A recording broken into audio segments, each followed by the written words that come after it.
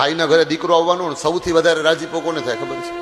બેનું બહુ રાજી થાય. બેન હંમેશા પ્રાર્થના કરતી હોય કે હે ભગવાન, હું ક્યારે ફૂઈ બનું, ક્યારે કોઈ એવો આવે ને મને ફૂઈ કરીને બોલાવે, મેં બુઆ કબ બનું. અને બુઆ બનવા માટે થઈ સૌથી વધારે પ્રાર્થના કરવા વાળી ફૂઈ જ હોય. અરે ભાઈને ઘરે પ્રસંગ હોય ને 6 મહિના પહેલા તો ઓલા બધી ખરીદી, ફૂયાણું ખરીદીને શરૂઆત કરી દઈએ. ઓલા ઘોડિયા લઈ આવે ને એની અંદર ભરત ભરાવે. કોઈ વરી વાંઢ ગામમાં જઈને ગોતે કોઈ રબારી બેન દીકરીને, મારા ભાઈને ત્યાં દીકરો આવવાનો છે, એનો રૂમાલ ને એની ધડકી ને એની ગોદડી ને એની બધી તૈયારીઓ તો બેનો જ કરે. આપણે તો કાંઈ નહીં ભાઈ, માથા વડા વગર એમને પાણી છાંટીને નીકળી જઈએ. બહેનોને કેટલી બધી તૈયારી હોય. પ્રસંગ આવે 6 મહિના પહેલા એ કેટલી બધી વ્યવસ્થાઓ, પગ લૂછણિયાથી લઈ તોરણ તૈયાર કરવા, તોરણ બાંધવા, અરે હથોરા બાંધવાનો રૂમાલ કેવો હોય એ પણ બહેનો ફૂઈ હેરાન થાય. મારા ભત્રીજાનું લગ્ન છે, એ રૂમાલની ડિઝાઇન કરાવે સ્પેશિયલ, છેડાછેડીનું કાપડું તૈયારી બહેનો કરે. ભાઈને કયો છેડાછેડો જૂની સાલ લઈ આવે, મારો બાંધી દો ગાંઠામાં, બીજું કાંઈ ન હોય. બહેનો પાસે બધું પરફેક્ટ હોય એટલે બહેનની